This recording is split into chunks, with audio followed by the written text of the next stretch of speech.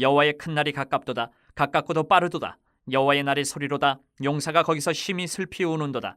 그날은 분노의 날이요 환난과 고통의 날이요 황폐와 패망의 날이요 캄캄하고 어두운 날이요 구름과 흑암의 날이요 나팔을 불어 경고하며 견고한 성읍들을 치며 높은 망대를 치는 날이로다. 내가 사람들에게 고난을 내려 맹인같이 행하게 하리니 이는 그들이 나 여호와께 범죄하였음이라. 또 그들의 피는 쏟아져서 티끌같이 되며 그들의 살은 분토같이 될지라. 그들의 은과 금이 여호와의 분노의 날에 능히 그들을 건지지 못할 것이며 이 온 땅이 여호와의 질투의 불에 삼켜지리니 이는 여호와가 이 땅 모든 주민을 멸절하되 놀랍게 멸절할 것임이라.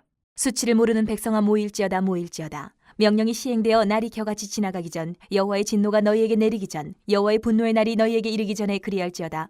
여호와의 규례를 지키는 세상의 모든 겸손한 자들아 너희는 여호와를 찾으며 공의와 겸손을 구하라. 너희가 혹시 여호와의 분노의 날에 숨김을 얻으리라. 스바냐 선지자는 하나님이 진노하시고 심판하실 여호와의 날이 다가왔다, 이렇게 이스라엘 백성에게 경고를 합니다. 이 날이 오면 누구도 피해갈 수가 없습니다. 그런데 12장에 들어가면서 놀랍게도 스바냐 선지자는 아직 희망이 남아있다라고 얘기해요. 오기 전에 모일지어다, 이렇게 얘기해요. 먼저 임박한 날 여호와의 심판날이 다가오고 있습니다. 14절 보면 가깝도다, 가깝고도 빠르도다, 이렇게 표현을 해요. 여호와의 날이 임박했다라는 선포이죠. 여호와의 날이 오면 어떻게 되나 오늘 또 구체적으로 설명해 놔요. 그분의 분노가 쏟아질 겁니다. 용사조차도 슬피 울게 되고 희망의 불빛을 찾아볼 수 없는 흑암의 날이 되고 전쟁의 시작을 알리는 나팔 소리가 모든 것이 무너지듯이 그냥 그 시작과 함께 다 파괴될 겁니다. 견고한 성읍 망대 힘없이 무너질 것이다, 이렇게 표현해요. 여러분, 이것이 우리 마지막 때의 모습과 동일하다. 예수님 재림 때의 모습과. 그렇기 때문에 우리는 하나님이 지금 이 시간에 나에게 무엇을 말씀하고 계신지 귀를 쫑긋 세우고 들어야 돼요. 말씀을 통해서 성경을 읽을 때, 찬양할 때, 기도할 때 하나님이 나에게 어떤 말씀을 주시나 귀 기울여서 들어봐야 돼요. 하나님은 우리를 살피시고 인도하시는 분이십니다. 그런 하나님이 혹시 지금 여러분이나 저를 보고 안타까워하시고 죄에서 돌이켜야 된다고 말씀하시는 부분이 없는가, 그거를 우리가 살펴야 돼요. 여러분, 우리는 하나님의 말씀을 듣지 못하는 어떤 영적인 장애인으로 살아가면 안 됩니다. 너무너무 불행한 거예요. 하나님께서 우리에게 경고하시는 말씀에 귀를 담아 들어야 돼요. 우리가 잘 살아가고 있다면 우리를 기뻐하시고 칭찬하실 겁니다. 그러면 그렇게 계속 잘 살아가면 돼요. 하지만 죄에서 돌이키라고 말씀해 주신다면 즉시 돌이켜야 돼요. 즉시. 하나님의 징벌이 나에게 임하기 전에 말씀에 순종해서 바른 길로 돌아서야 된다. 스바냐가 지금 그거를 애타게 외치는 거예요. 남유다 백성들에게. 가깝다, 가깝도다, 빠르도다. 뭐가? 여호와의 심판의 날이 빨리 다가오고 있다. 제발 좀 돌이켜라, 이 말이죠. 여러분, 하나님이 우리를 향해서 심판하시고 징벌을 시작하시면 우리가 자랑하던 모든 것 아무 의미 없습니다. 다 무너집니다. 우리가 믿던 모든 것 다 무너집니다. 오히려 우리를 지켜줄 거라, 나를 지켜줄 거야 라고 생각했던 모든 것들이 힘없이 다 무너집니다.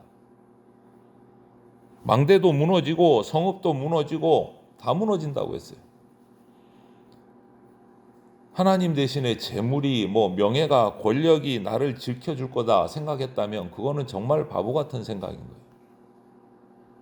우리는 시편 31편 고백처럼 하나님만이 나의 산성이십니다, 이런 고백이 우리 가운데 있어야 돼요. 이렇게 여호와의 심판의 날이 되면 우리가 나를 내가 어떻게 살아보려고 의지했던 모든 것들 다 파괴됩니다. 그런데 그것만 파괴되는 게 아니라고 말해요.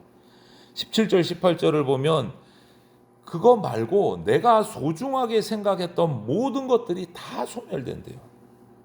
내가 소중했던 모든 것들, 소중하게 생각했던 모든 것들. 그래서 사람들은 두려움에 떨어서 맹인처럼 어디로 갈지를 몰라서 갈팡질팡한다. 생명의 근원인 피가 터져서 썩어서 살이 찢기고 썩어서 분토같이 될 거다. 끔찍한 모습이에요. 상상만 해도. 평생 내가 모아놓던 은금 다 하나님의 불 앞에 녹아서 사라져 버릴 거다. 스바냐는 이런 끔찍한 장면을 전파를 하고 이런 징벌을 당하게 되는 이유가 뭔지도 말해요. 그게 뭐냐? 우리가 여호와 앞에서 죄를 범했기 때문이다. 범죄했기 때문이다. 분명히 말하고 있어요. 여호와 앞에서 죄 지었기 때문에 이런 끔찍한 심판의 날이 온다. 혹시 내 주변에 소중하게 생각해 오던 것들이 자꾸자꾸 사라져 가고 있다면 가던 길을 멈추고 내 생활을, 내 삶을 다시 한번 점검해야 됩니다. 내가 하나님께로 가고 있는지 반대로 가고 있는지를 살펴야 돼요. 내 소중한 것이 사라지는 것이 하나님을 떠난 이유가 아닌가 살펴야 된다는 거예요. 하나님이 우리를 징벌하시는 이유, 나를 징벌하시는 이유를 이렇게 알았다면 이제는 뭐 생각할 게 없어요. 지체 없이 회개해야 되는 겁니다.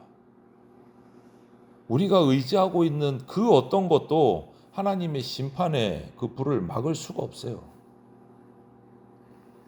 현재 침체된 한국 교회 안에 들어와 있는 죄를 더 이상 방치하지 말아야 되고 내가 속해 있는 우리 교회부터 하나님 앞에 회개하고 정말 거룩하고 정결한 모습으로 설 수 있도록 기도하고 우리가 노력해야 됩니다.